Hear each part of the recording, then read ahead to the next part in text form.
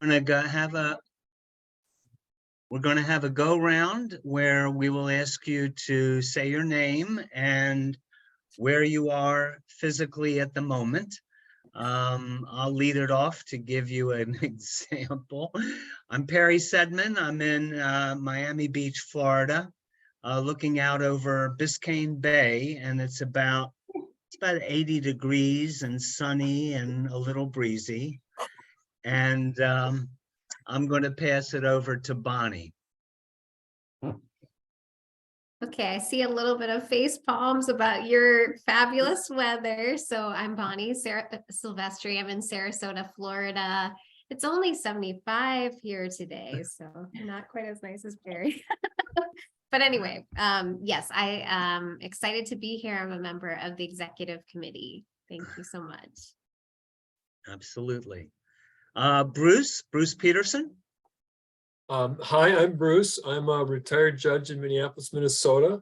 I'm in my home office overlooking a whole bunch of snow, but it's very cold but very pretty. So we like snow here, and I'm a longtime member of PISLAP and the executive committee, and glad to get the new year rolling.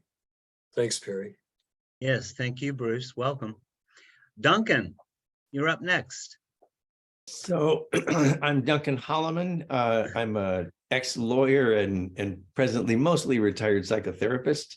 I live on Cape Ann. I live in Gloucester, Massachusetts, and it is a bit chilly out there. It's in the mid-30s, so different from Florida. But not quite as bad as Minnesota, probably, or as good, depending on how you see cold weather. Thank you, Duncan, and welcome. Teresa, you're next. You're muted. Oh, I'm so sorry. Hi, all. I'm Teresa. I use she, her, they, them pronouns.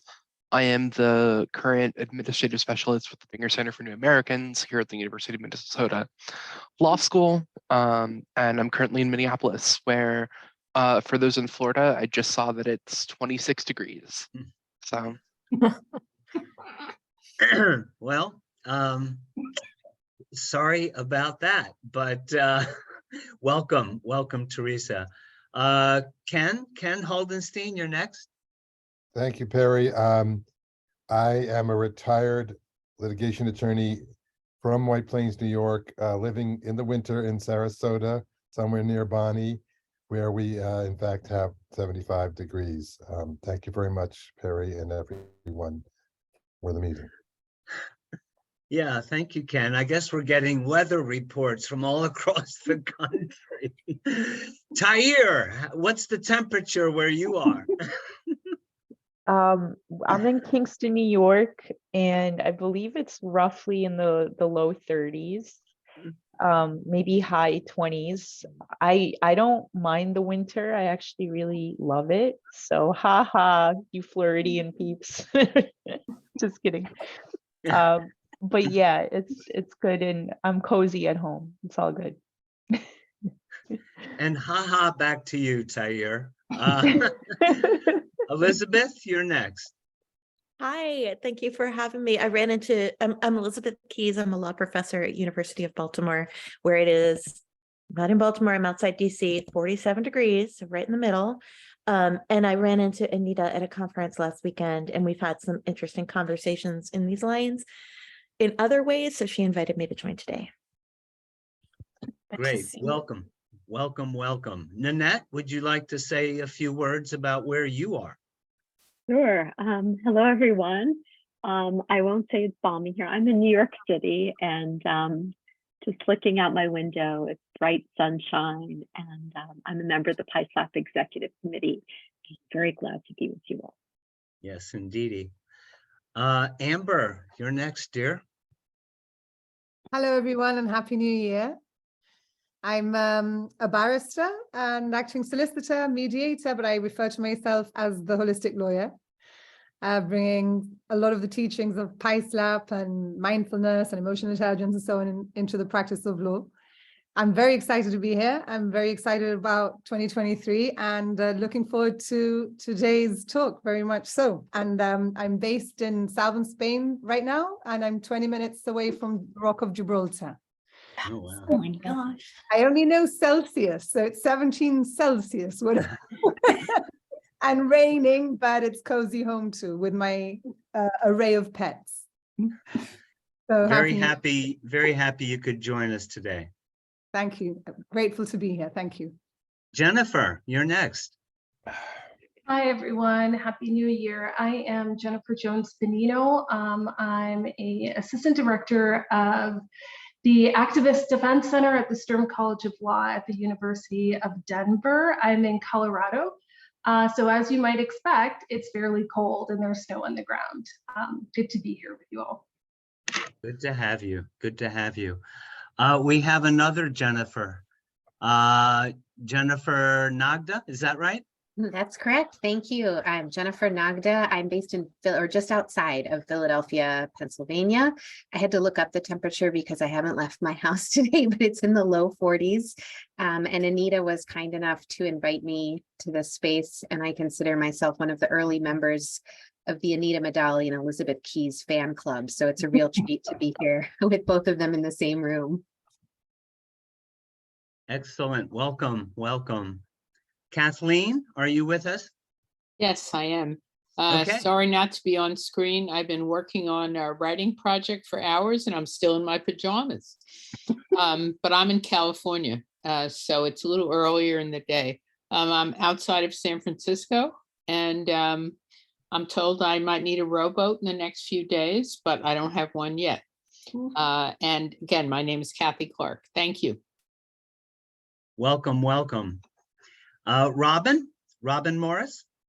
Hi, I'm Robin. Also not properly dressed to be on video. Also in the Bay Area of California, where I also need a boat, and it is in the mid-50s. Welcome, Robin. Elaine, are you with us, Elaine? Hi, everyone. Yeah, I'm here. Apologies for not having my video on.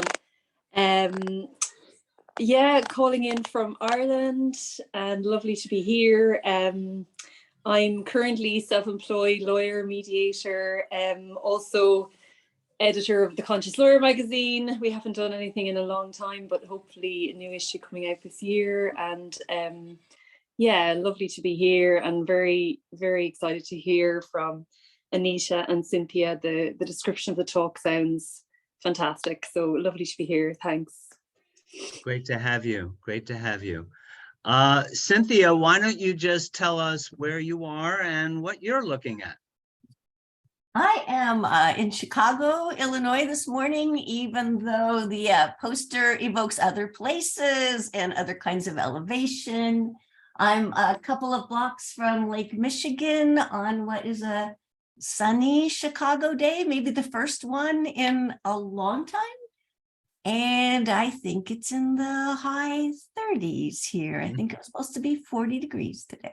I'm glad to be with you all. This is exciting. I have been a part of the Anita Medali fan club myself, so that's why I'm here. Well, that's a great introduction. Anita, why don't you tell us where you are today? I am in DeKalb, Illinois, which is about 50 miles from Chicago. The weather is just about the same, but more farmland out here. So. Okay. I don't think I missed anyone. For those of you who might be new to these calls or to even PISLAP, let me just say a few words about PISLAP.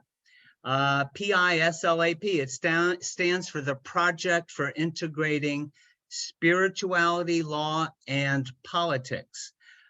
We are a nationwide network of lawyers, law professors, law students, legal workers, and others, and we want to develop a new spiritually informed approach to law and social change.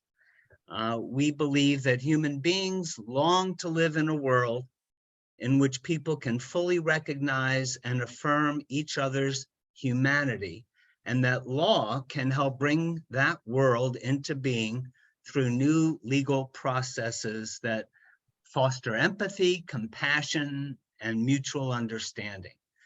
To this end, our group holds conferences, we write books and articles, we teach classes, we have ongoing conference calls like this one, and in other ways, we seek to support each other's efforts to create a new legal system that can help to heal and repair the world. So with that, let me turn it over back to Nanette, who will introduce today's talk. Thank you, Perry, and thanks for that description. So welcome again, everyone. And just, in the interest of time, I think you've probably all read both Anita and Cynthia's bios, so I'm not going to run through them again. We're going to do this in the form of a dialogue. So this is something new for our PISLAP calls. And it's really a dialogue between Anita and Cynthia, and I'm going to pose some questions to them to get them started and talking. And after they've done sort of more formal Q&A between them, we're going to open it up and have dialogue with all of you. I do need to leave a little before 2 for a unexpected court appearance. So when I leave and for the Q&A section, Bonnie Silvestri of our executive committee is going to take over the facilitation. So, so Anita and Cynthia, welcome again. And I'm just going to start off. So Anita, I'd like to start with you. Can you speak some about the trajectory of your life and work and how it's led you to the point of being in the place you are now? A very general question, but share with us what you'd like to about your trajectory. Yeah, so I'll start with the fact that Cynthia was my sort of mentor, teacher, advisor, conversation partner in divinity school, which I finished up fairly recently. But in terms of how I got to that point of going to divinity school, I was trying to think about this trajectory question. I grew up in Rogers Park, Chicago, which is actually a large immigrant community. And my father had come from Spain in the 60s. He was actually born at the time of the Spanish Civil War. And I don't think a lot of people think of Spain in modern times as a country that people left, but 3 of my dad's 6 siblings actually did leave Spain. My dad was one of them. Came to the United States and met my mom, who grew up on the south side of Chicago, an Italian, whose father had been in World War II, then was a truck driver. Her mom was originally from Alabama. What I would later learn is that my dad violated the terms of for immigration attorneys here, his J-1 visa. And so he got into some trouble, but the times were different and he was able to stay. And so I think with that background, it took me a while to kind of embrace this and figure it out for myself. But I went to law school thinking that I wanted to be engaged in some kind of systemic change, but I didn't really know what that meant, what that would look like. And naturally, when I took the asylum law clinic in law school, I fell in love with that. My guess is largely in part because of my own family history. But I began representing asylum seekers, mostly women and children who were detained in the Chicago area. And so that's sort of the professional part, a little bit of personal. But then the part that kind of moved me in a very different direction was much more personal. In 2011, my first husband died following a transplant 6 weeks after our daughter was born.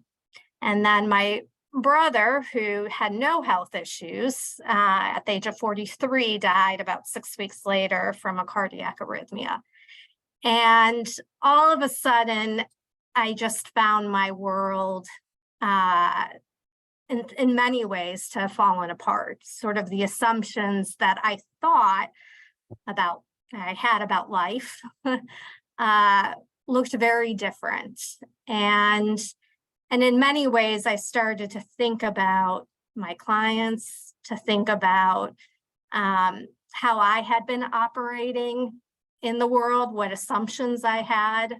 And so I still to this day have no idea how I heard about the Divinity School at the University of Chicago. I don't even think I really knew what Divinity School was, but I sent an email to Cynthia, who invited me to come to her office.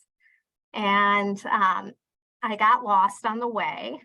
And I told her that all of the buildings look the same at the University of Chicago, which they kind of do. And I sat down in her office and basically told her this story, with also, I think I might have said, I'm not really sure what to make of all of this or why I'm here. And she just had this look on her face and she said, well, it makes perfect sense. And what Cynthia gave for me that day, which I didn't know at the time, but I would come to learn, was the ministry of presence. And so there were no problems that were being fixed. And it was presence. And I, in many ways, what drew me to law school was the ability to fix problems. But I found myself in a situation with problems that couldn't be fixed. There were things I couldn't change. And so I was curious. I had these lingering questions around how do we find agency when we feel powerless? How do we, or what does resilience look like? What does that mean? And how do we engage with systems that seem unjust and unfair? And I should add that, I grew up in a Catholic household, even though my father was Spanish, my mom was Italian. It was Catholicism that I think was sort of the value that they really held in common. And my first husband was Hindu. And I started to notice that after my brother died, people would make comments about how my brother would be reunited with everyone in heaven.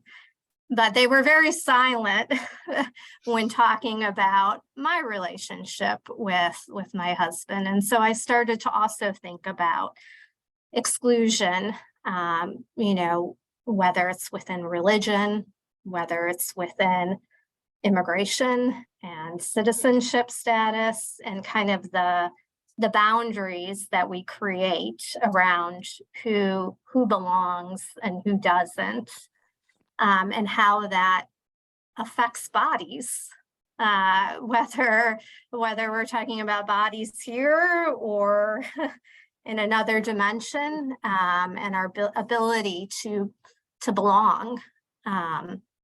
And so I'll leave it there and I'll let Cynthia take over and talk about her trajectory. Thank you, Anita. Every time I hear these parts of your story, I hear them in new ways. And so I'm grateful for all those reminders as well. You're not the only person to be lost at the University of Chicago. I was following a tour group walking across campus just a few weeks ago, and the chatty undergraduate was going backwards and talking, and there was a large group of people following her along, and they were in the middle of the main quadrangle at the university. And I heard this couple, I couldn't get out from the crowd. I was stuck in the tour group until I would get to my building. I heard the person in front of me, an older gentleman, say to his partner, who I assumed maybe was his friend or his wife, He said, I heard there's a church on this campus. Where is the church? Which one of these buildings is the church? And the woman stops in her tracks and she looks around and she says, I don't know. They're all a church. They all look like a church. And the university has that Oxfordsonian look of certainty about every single building. So you would not be the only one to be lost at the university. As you were telling the early part of your story, I was again amazed at the similarities and the weavings of things. I grew up in downstate Illinois, about 4 hours downstate, one of those parts of Illinois that keeps threatening to secede from the city of Chicago, in a small farm community about 30 miles south of Springfield. My family had been there for a while. My grandparents actually immigrated from Haifa in what was then thought of as Palestine, and southern Italy. My grandfather immigrated here at the turn of the 20th century to avoid conscription in the Ottoman army. So, and then lived for a bit and met his wife, my Italian grandmother, in the garment industry, working in the garment industry here in Chicago. And then they moved downstate to have the American dream, basically, at that time. So they built a little Sears Roebuck's house that used to come on the train, and people put it together. And it was a white house, and it had a picket fence and a magnolia tree out front. It had all the things, but they were not American enough for that little town. In part because my grandfather never spoke English very well, and neither my grandmother. And so theirs was a house that was noisy and full of life and vitality, and Arabic and Italian and all kinds of smells, and all kinds of music. And that was where I grew up. They lived 5 blocks from the house in which my mother and father raised me. My mother and father were of a different generation, though, and were very eager to be very American. And so there's a lot of silence in the family in which I grew up, and a lot of shame about those people with their goat cheese and their loud Caruso opera and their belly dancing in the living room. Those were kinds of things that we didn't talk about outside the family in which I grew up. And because of the language difficulties, I really never heard a lot about my grandparents' stories until many, many, many years later, when I happened to be in Jerusalem studying and found cousins of my grandfathers who filled me in on the rest of the story. So I grew up in a town that didn't appreciate difference. It was a very segregated little town in central Illinois. There was literally a green line painted down Main Street, and the Catholics lived on one side of the green line and the Protestants lived on the other side of the green line. And the population of color, a Black population, a little bit of a Chinese population, some Portuguese folks, oddly, who are also thought of as not white. Those folks all lived in one end of town. So I grew up in a very segregated community, a very quiet community. And the one exception to that was the church, which my parents took me to mostly out of duty, because that's what you did in central Illinois. My mother and father used to fight about whether he could go play golf on Sunday mornings, and she would say no, because you have to be seen inside the church. So I grew up in a church situation compulsorily. I grew up in the Christian Church Disciples of Christ, which it was also an inheritor of the Scottish Enlightenment. So the same culture that produced Adam Smith or produced David Hume also produced my spiritual forebears.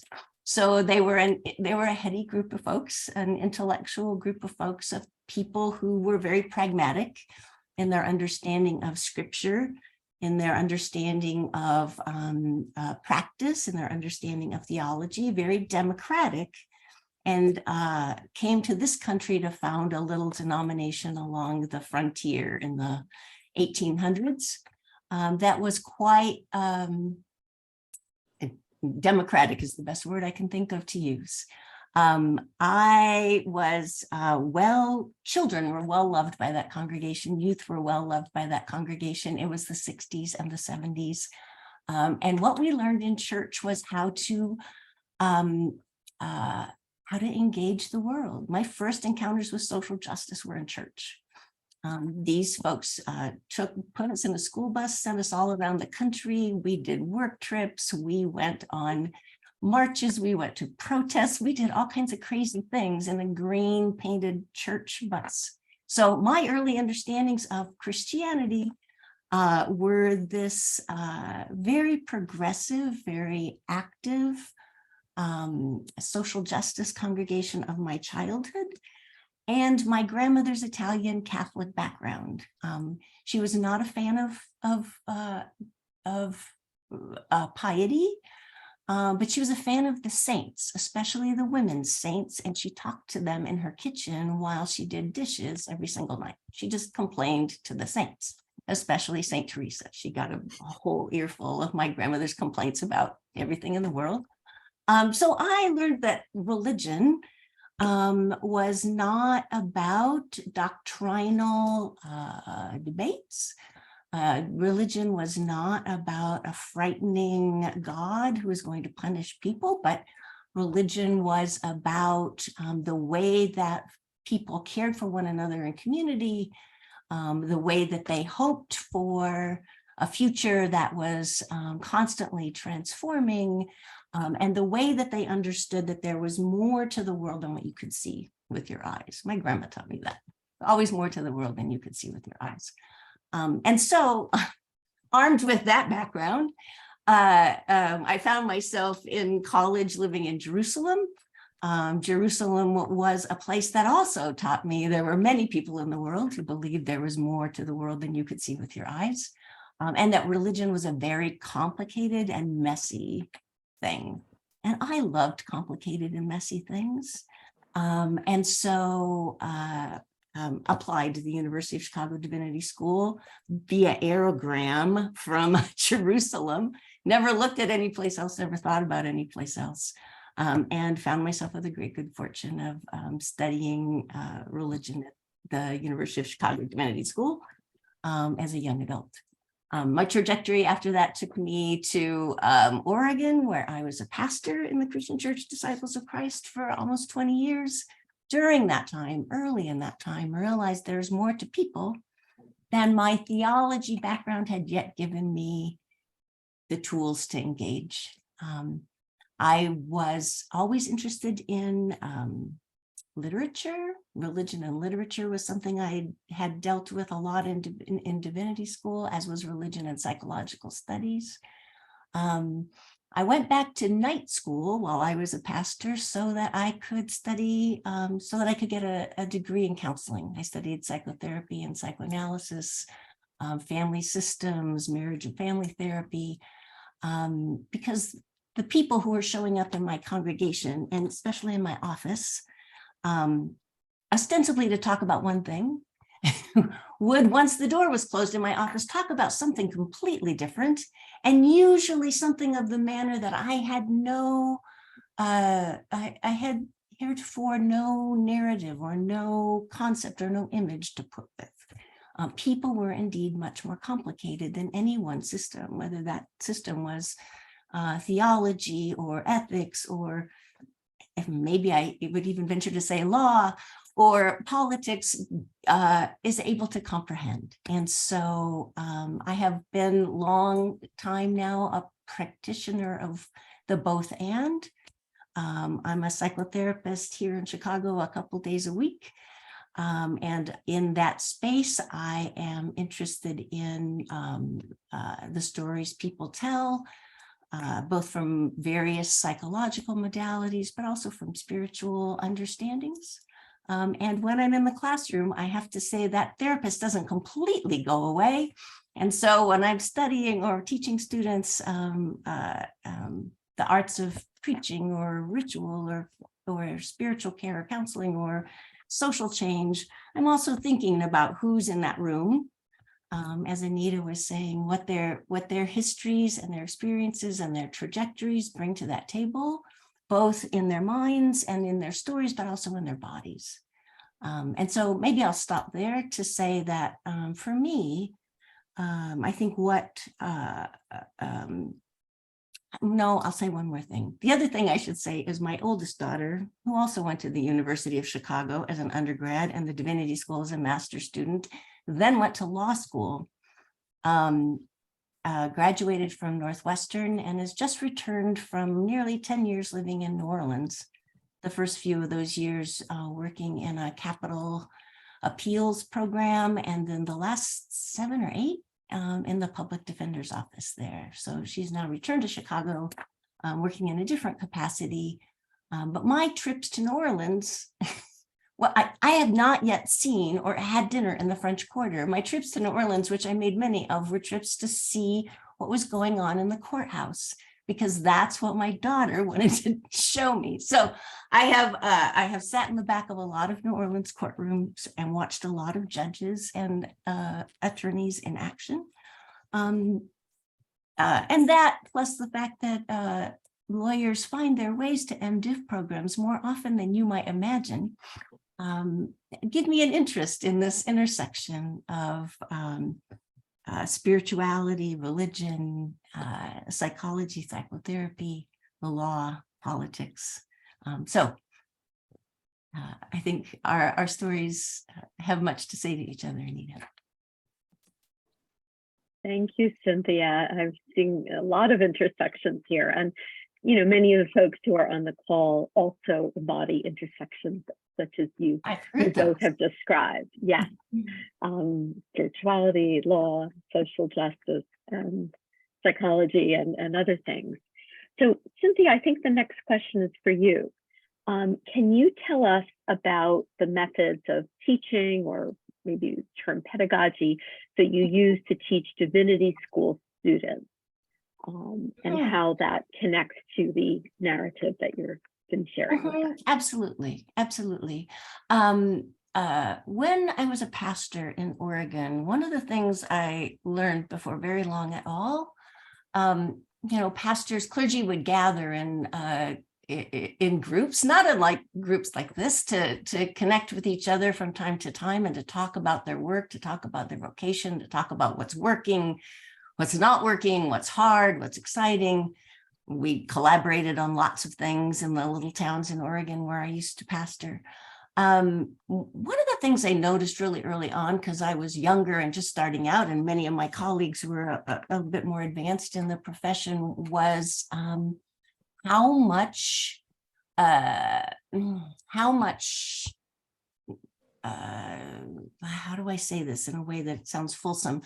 How much, not just exhaustion there was, but how much depression there was among clergy, how much frustration there was among clergy, how much what I would call disintegration there was among my clergy colleagues, and how that often hardened into particular outlooks that were either punitive toward themselves or others. Many of them were very self-judgmental about all the things that they imagined they would do in the ministry, but they couldn't.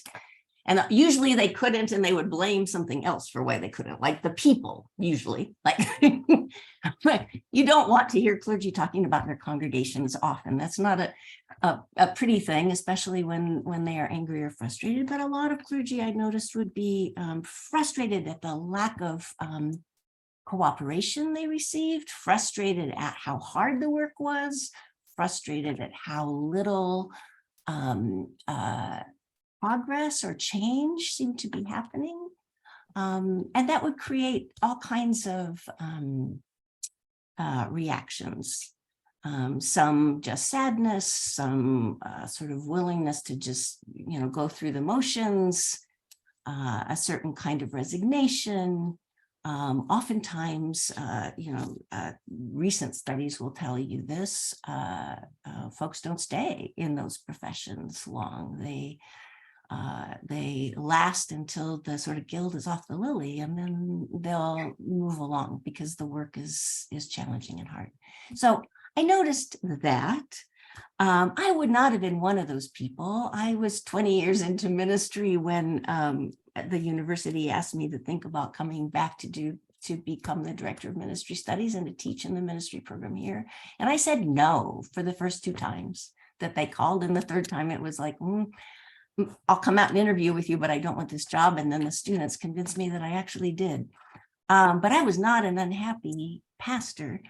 In part because I think of the education that I received here, which is why I came back to teach, because I do think what happens in the classroom for people who are in challenging professions, and by challenging professions, I think that divinity, law, medicine, those sort of classic professions, places where we engage this work because we want to seek positive change, we want to have impact, we want to create wholeness, we want the common good is the word we used to use. We want to elevate the common good. I think this work is hard in all those ways. I think it's hard in ways, maybe, did I hear maybe that last month or sometime this group has talked about moral injury? Did you resonate with that term? You know what I'm talking about when I talk about moral injury? Some people are saying yes. I will send this along to you. Maybe you might find it useful. My daughter sent me something the other day, this same daughter, that came from, let me see what this is. Came from State of Mind, which is a section from Slate and Arizona State University dedicated to exploring mental health. This was all about the story of a public defender and moral injury. So moral injury was something that was first conceived of, first thought about in terms of military personnel returning from difficult, compromising, traumatic conflict situations, and coming back to the States and finding an inability to move through what they had experienced, a huge degree of guilt, a lot of depression and sadness and anxiety, and a pretty high suicide rate, actually. At first, people thought this was just PTSD. They had been in difficult situations. They had seen trauma. Maybe this trauma was just trauma. And then they realized that it was more than simply trauma. It was the trauma that happens when you have strong moral convictions about something. You're trying to do a good thing. And in doing the good thing, it becomes, you realize that you are also complicit in things that deeply offend your moral sensibilities, all at the same time. So soldiers, for example, fighting for God and country, who end up in the course of fighting for God and country, committing, killing people, perhaps, committing murder, inflicting harm, seeing harm inflicted, not being able to care for a fellow soldier who is in a firefight or a difficult situation.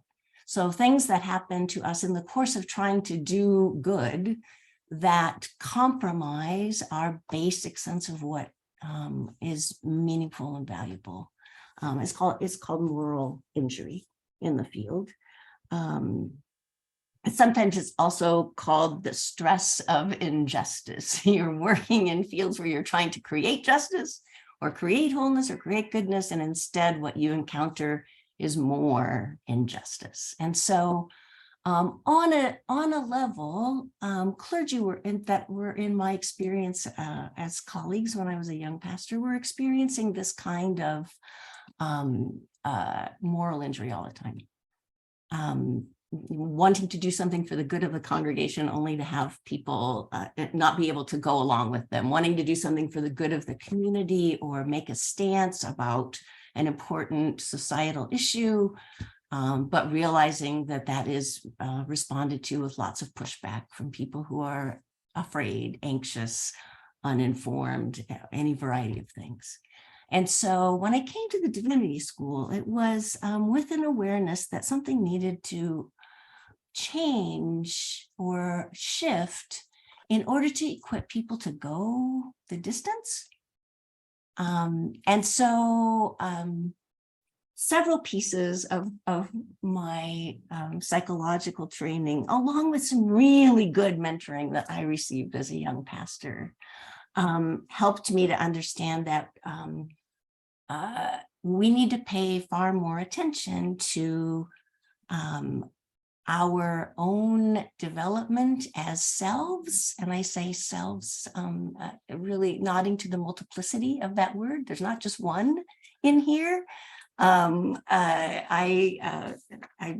did some research and wrote a little book on multiplicity in the clergy, because I think it's helpful to think of ourselves as having many socially constructed nodes in here that need to be speaking to each other, so that we have a better informed sense and a better integrated sense of who's really in here and what we're responding to when we're responding in the situations, the very complicated human situations in which your profession and my profession and many other professions are working, especially in these times. And so what that meant is that instead of me lecturing like I am at you right now, instead of me just telling people here, pedagogy in the MDiv classrooms in particular really has to be focusing on the whole. I've heard some of you talk about the whole person as you were introducing yourself. Really have to focus on the whole person. So students in Anita's class, we teach in a cohort model at the Divinity School in the MDiv program, meaning students enter their first year, and each of the years of the program, they'll take at 1 or 2 or maybe 3 classes a year together in that cohort. So a community of conversation that isn't just one course long. There are many things I feel like I can't really engage with students if they're only together for one class. And then the next class, it's a different group of people and a different group of people and a different group of people. But our multi-religious program focuses on cohorts that build the ability to have a conversation throughout 3 years. And I think that notion of conversation, how to create how to have hard conversations with one another, is just incredibly useful, both in the work itself and in the fact that internally we are having conversations with ourselves all the time. And those conversations are no less difficult than the ones we have out there. So, we really fashion pedagogy in the MDiv cohort around learning how to have hard conversations, difficult conversations, and have them well. Thinking about what is happening in the whole person. So what is happening in our bodies as those conversations are taking place. I think of every class period as a case in point teaching. You're familiar maybe with case in point teaching. Harvard's Business School. Ron Heifetz talks about case in point teaching all the time. That each conversation that happens in class is both towards some other end, but it's also something we can use as something to learn from. So several times in the course of the conversation, we might stop the class to see what's going on in that case in point teaching. Other things that we use often in MDiv education are verbatims. Maybe Anita can talk a little bit about those in a minute. Case studies. And what we call variously enactments or role play or role drama, because something that I'm learning new all the time, especially when I teach classes, for example, in ritual, is the fact that bodies know things. Bodies know things that haven't yet entered our sphere of rational inquiry. And it's really important, I think, for us to try to engage students in paying attention to what their bodies know and are enacting as they encounter each other and as they work on difficult topics and as they have challenging conversations. So attentiveness. We talk about paying attention. We talk about conversation. We talk about reflection, which is not just what's happening out here, but what's happening in here. And then response. So there's a lot of steps before we get to response. But I'm gonna stop there and let Anita answer the next question. Thank you, Cynthia. A lot of content there to think Yes, about. I'm sorry. I apologize. No, I didn't even know, not at all. So Anita, turning back to you and listening to Cynthia's reflections on this, and of course, having experience in divinity schools yourself, can you talk about how some of these methods might be useful or have been useful to you in a law school setting, allowing students to reflect and consider different elements of their humanity, of their body, of their spirituality, and of themselves, rather than only thinking from a sort of a adversarial point of view and putting themselves in a particular role? Sure. So in my third year of divinity school, my leave from NIU, which is where I teach, had expired. So I had to go back part-time. And so what that meant was that I was providing spiritual care at Northwestern Hospital during COVID. And this was part of the divinity school education. But then I was also teaching Con Law 2 online. Since it was during COVID, it was remote. And so actually this worked out. It allowed me to do both. But it was an interesting pairing, because I would spend my days in the hospital with people who were going through all sorts of things. And then I would spend the next day teaching classes about abortion, about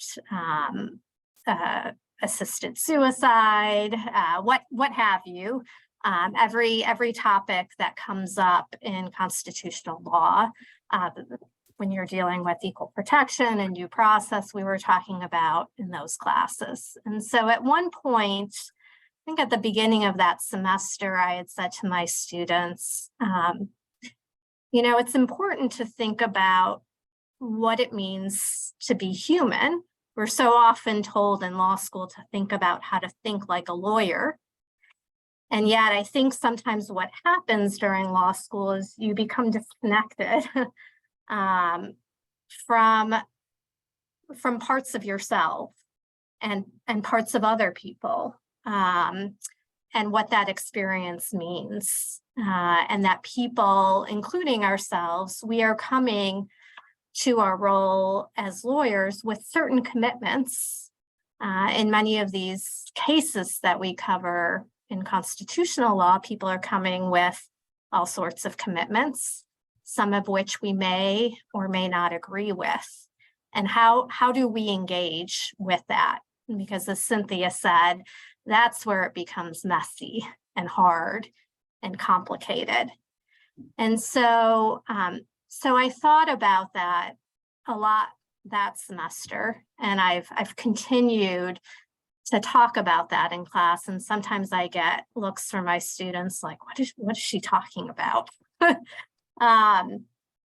But over the course of that semester, when I worked in the hospital setting, there is a learning pedagogy, which we had done in our divinity school classroom, but which is really utilized it's called clinical pastoral education, and they're called verbatims.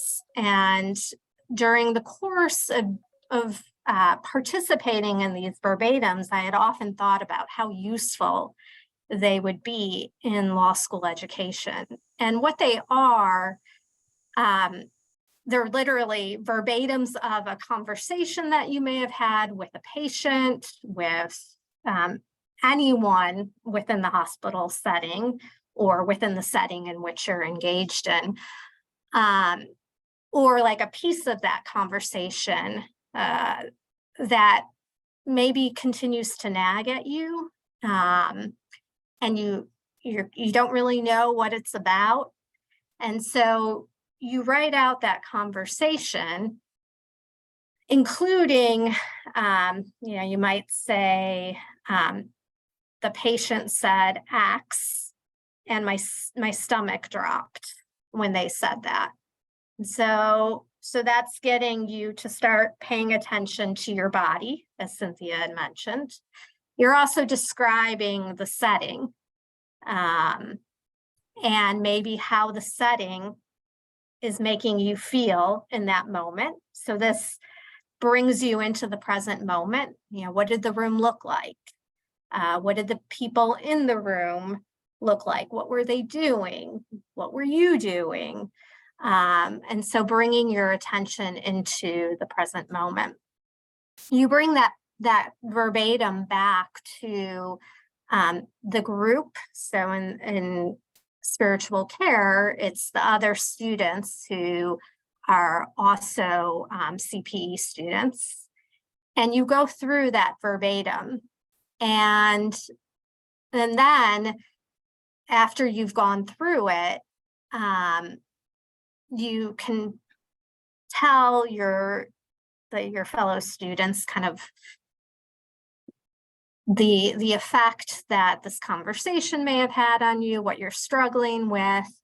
And then the conversation can open up to the other students asking you questions. And it's really interesting, the questions that are asked of other students, because people are coming from different backgrounds. They're seeing things that you might not be seeing, getting you to think about things that may not have even crossed your mind. But then you can also begin having conversations and growing an understanding of that experience and understanding of how you yourself show up within systems. So here, this was the hospital setting, but we're all showing up within the systems in which we operate. We're not separate from them. And so what I found really helpful is it helps to develop some self-awareness. And what you begin to see, the more you do these verbatims, you start to pay attention to, you become more aware of, oh, I think I know why I'm reacting this way. And so you can become a little bit more thoughtful about what your response will be. You can engage in different ways with people as a result. And so I really came to see how beneficial this practice was for myself.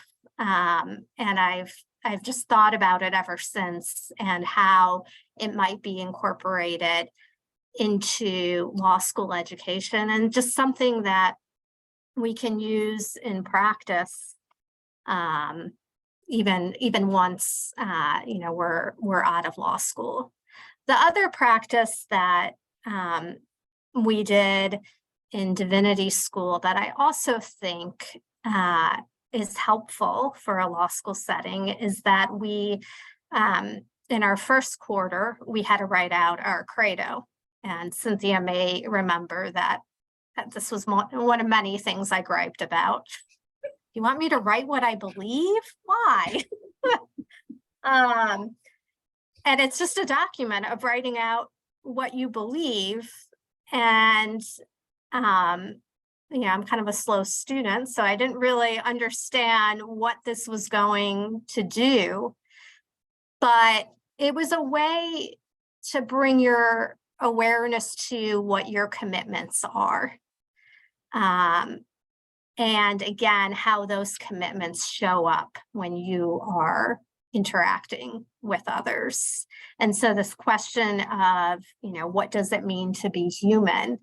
My idea may be very different from somebody else's, but it's good for me to have some sense of what I think that means. because I am showing up in the world in a certain way. And I should have some familiarity about what it is.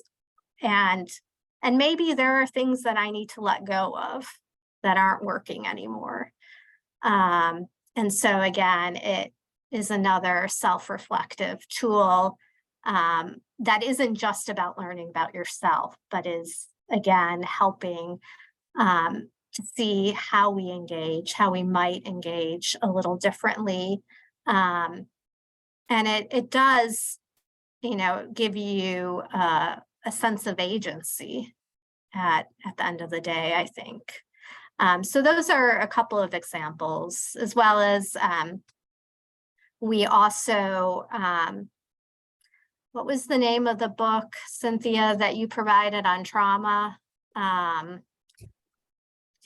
Yes, trauma stewardship. Yeah, if you don't have this book, this is one I sent to the public defender's office in New Orleans. They bought multiple copies, actually, after I had witnessed some interactions in the courtroom. I can't say enough about how useful this book is at helping folks who work with people who have experienced trauma. This isn't simply like, oh, you yourself maybe experienced an overwhelming violent situation, but most of folks in my profession, and perhaps in yours, are working with people as clients or who have experienced significant trauma in their lives, and just listening to their stories, just working with them to craft a plea deal or whatever you're doing with them. You're going to encounter that trauma, and it will impact you and your life. And so this book is really for people who work with people with trauma, and it both tells you, like, what are the symptoms that you might encounter, so that you understand that that's what's happening. You'd be surprised how many of them describe many of the people that you know and work with.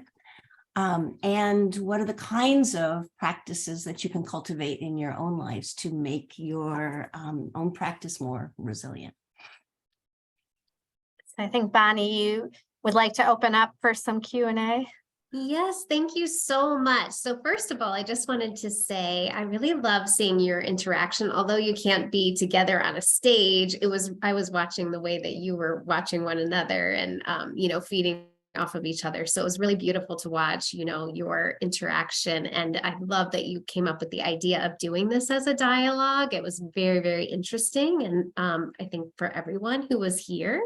So I'm going to open it up to questions. Several people said they had to go, and we'll try to leave around 2:15. I was going to, so if you guys can raise your hand if you have a question. And in the meantime, oh, Amber, okay. Let's start with Amber then, and I'll wrap up with my question. Amber. To thank Cynthia and Anita. It's been extremely interesting. I have made copious notes.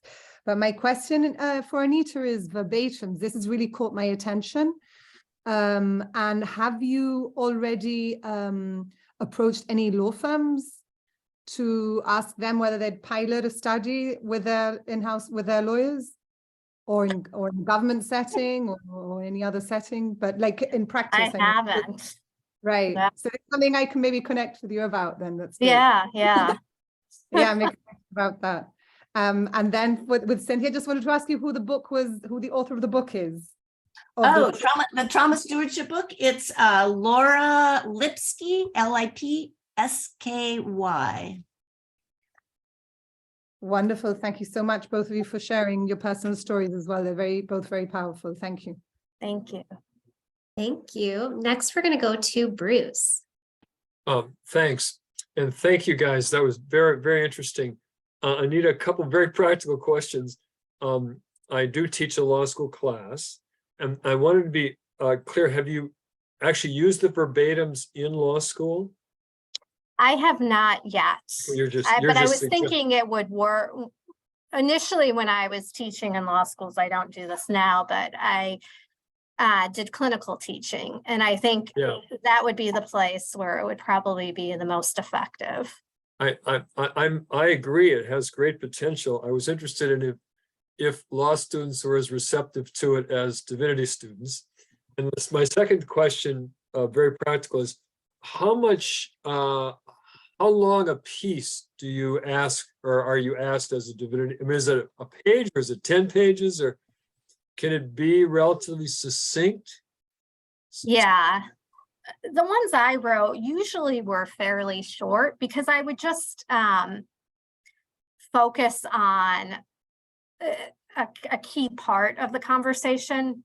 One, it's hard to remember an entire conversation, but usually it's that one thing that bothered you, caught your attention. Okay. And so usually just that part of the dialogue. And then how much time would you need, or class time would you need to really explore the one person's verbatim?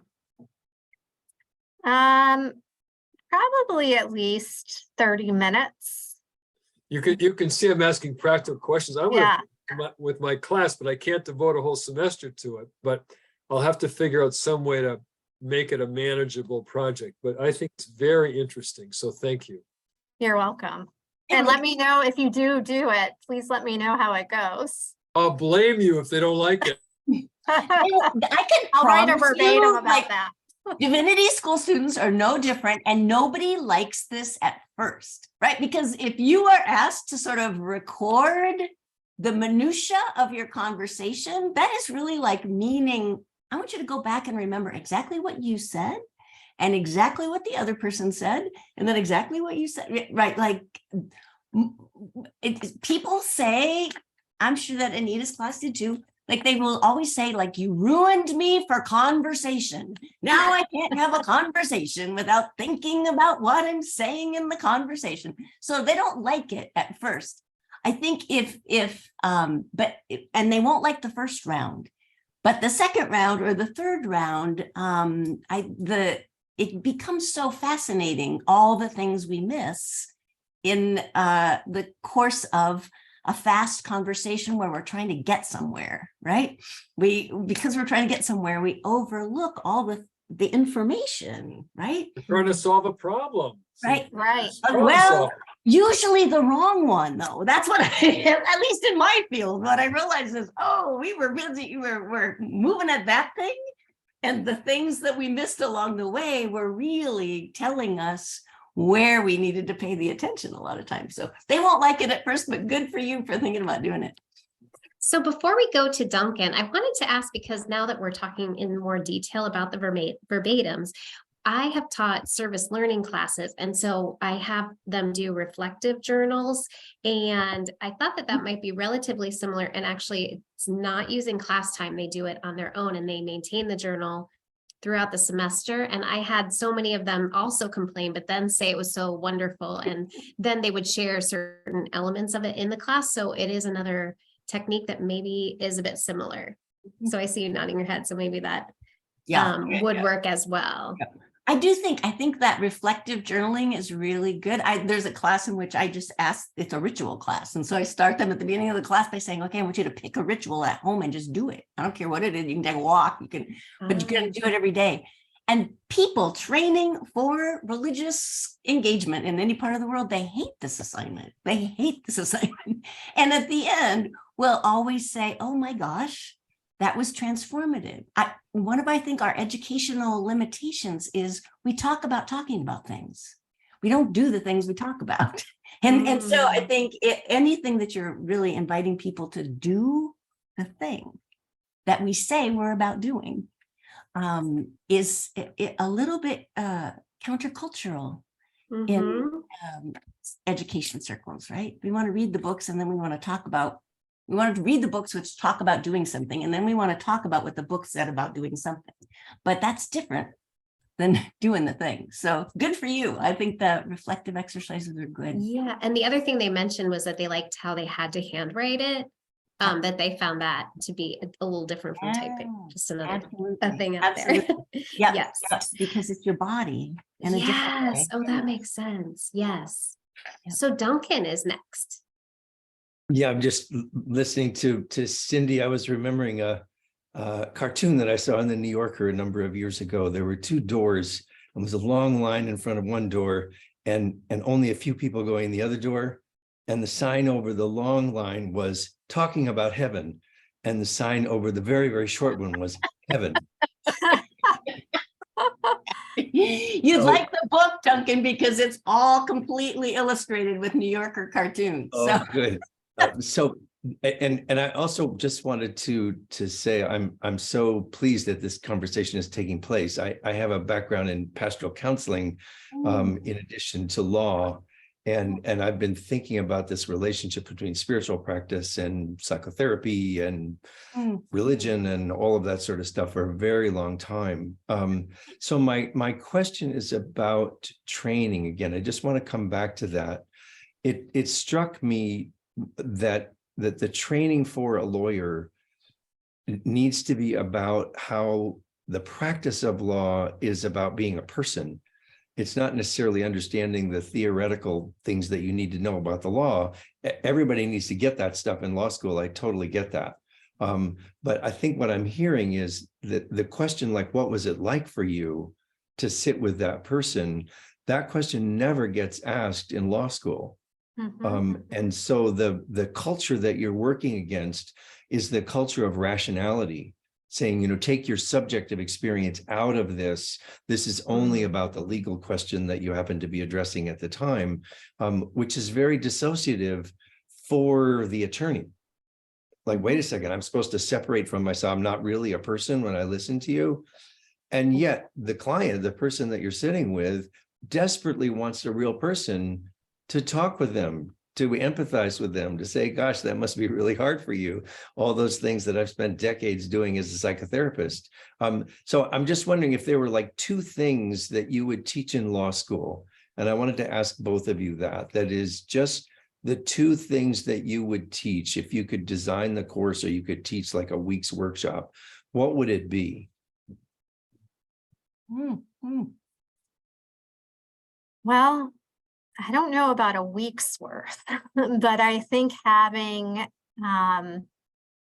sort of that cohort model that Cynthia described, that you could have throughout your 3 years of law school, where, where in your other courses you're learning about substantive law and the practice of law, but to also have space within the law school curriculum to think about these questions about, as I said earlier, what it means to be human, how interactions with clients are affecting you.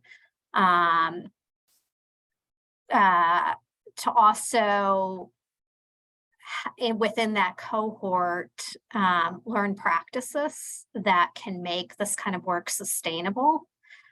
Mindfulness practices.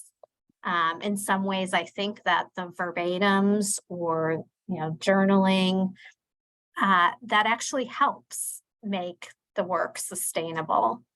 And to sort of think through questions of, how do we stay engaged with this work when it seems overwhelming or when it seems like the big changes that we want to see happening are not happening, to have those kinds of discussions, because some of that is about, what kind of mindset you bring into your work. And that can really have an effect on how long you're able to do the work. And so if there was this cohort model, I think that would be very life-giving for law students, and something that they could then carry into their professional lives and into their personal lives, for that matter. Yeah. That's beautiful. Cynthia, were you about to say something? I'm so sorry. I really concur with what Anita is saying, and that I think the thing that I would just sort of add to that is maybe some sort of very deep but very quick dive into systems theory, as in family systems theory, because law is such a systemic you're engaged with systems all the time that are bigger than you. And I think the work that I do with students in systems theory is really helpful in their understanding how the entire system makes them, requires them, pushes them to behave in certain ways that they're not even realizing.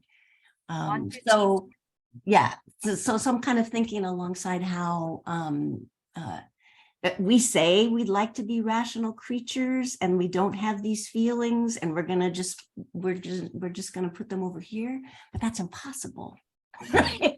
Like they're there and they make you do things, and so better that you know that they're there and that they make you do things than that you don't. So I think it's pretty rational to understand all the different forces that engage our bodies in saying, doing, feeling, acting the ways we do. So I love that course. That sounds great, Anita. Thank you both. I would just say the best things in life are from the heart. They're not from your head. So it's not only we need to understand all those things that make us do what we do, it's that's where our goodness is actually coming from. Yeah. Well, I always tell students that their body includes their head. Like they really, it's hard for me to siphon out those pieces, right? So Amber would like to say one comment in closing, and then we will wrap up. Yeah, literally just 1 minute, because I'm very excited about the verbatims and the journaling, and I'll explain why. Because I was a family barrister for 17 years. I was litigating for that long. And when you said earlier, when you're recalling things that have been said, as a lawyer, actually you're supposed to have laser focus, laser sharp focus on everything that you're being told. And I agree very much with what Cynthia said in the opening and throughout, that we cannot disconnect mind, body, and spirit. And so I've been doing a lot of research with about secondary and vicarious trauma, about compassion fatigue, about mirror neurons, and how all of this is affecting our bodies and our states of mind, and of course, impacting on our own behaviors later on. And one thing, just as a final note, is that I honestly believe that these verbatims and reflective journaling that Bonnie mentioned as well could be a way for lawyers in practice to release trauma stuck in the body. And that this therefore can have a very positive impact on reducing mental health issues such as lawyer depression, anxiety, suicidal thoughts, negative thinking, catastrophic thinking, and so on. Because a lot of the time the intensity is so high, and in family law especially, I mean, as you were speaking, I remembered one particular client who had told me a story of how she was sexually abused as a child, and it was very sadistic. And I remember feeling that kind of like, I've got to strike a balance here between obviously not kind of getting all like shocked and reactionary, but on the other hand, sort of, as you said, holding presence, obviously, for this person who's my client, who's important here, and I'm supposed to be holding that safe space. But then how do you remove those images from your mind, and how do you remove the emotional reaction to what you're being told? I mean, when she finished, I remember I got up and I went straight to the toilet, and I was like feeling like I was going to throw up, because that's how sick to my stomach what I had to listen to made me feel.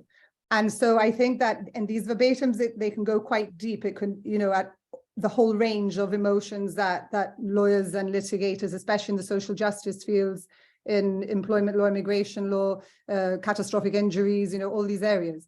And just to a final note, I don't think I've come across one client in the whole 24 years I've been in practice who has not come with some trauma. All of them have. And to suggest otherwise, I think all of us carry some form of trauma. And I go as far as saying that even that trauma can either have been a reason why they've attracted the legal problem in the first place and manifested that through their own mindset, or it can be a consequence of what, like a traffic accident or something bad that's happened to them. But this is certainly a subject that is, I think, extremely interesting, and not just interesting. I think that the knowledge needs to be filtered through law schools and in practice with lawyers in practice, so that it's, as you were saying, Cynthia, not just being something that we're talking about, it's something that we're taking action about. So thank you very much. Sorry, I've gone on a little bit longer than the minute. No, thank you. And as you were talking, I was thinking the other nice thing about the verbatim is that when you do it with a group of others, it also provides a community for talking through, you know, what has been difficult. And so you get support in that way as well. So we're going to wrap up. I did ask Cynthia if it was okay if she would share her email, because I figured since we had not had her previously in our group, for her to be able to stay in touch with all of us. So I'm going to put that in the chat, and then also we can send it out with the recording.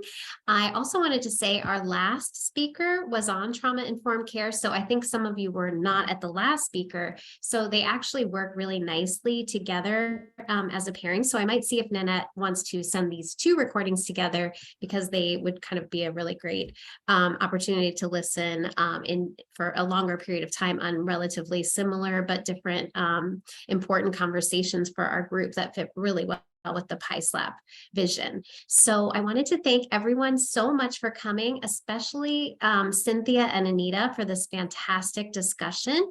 I'm so happy that I got to, you know, be a part of it and help moderate the conclusion of it. So I think we have to wrap up, because I promised that I would try to end by 2:20, and we've lost a few people along the way, but it was wonderful. And some people may want to come back and listen to how the questions were answered. Anita is on our executive committee, so we can get in touch with her in the future, but we'll make sure to put her email too, so that you can ask her any follow-up questions that you may have had. So thank you so much. I'll just quickly put Thank you all for It's joining. great to meet all of you. Thank Bye. you. For It was wonderful. I see why you were so inspired, Anita. Thank you so much. Thank you. Thanks, Bonnie. Thank you so much. Bye. Good night. Bye. Bye. 1:21 p.m.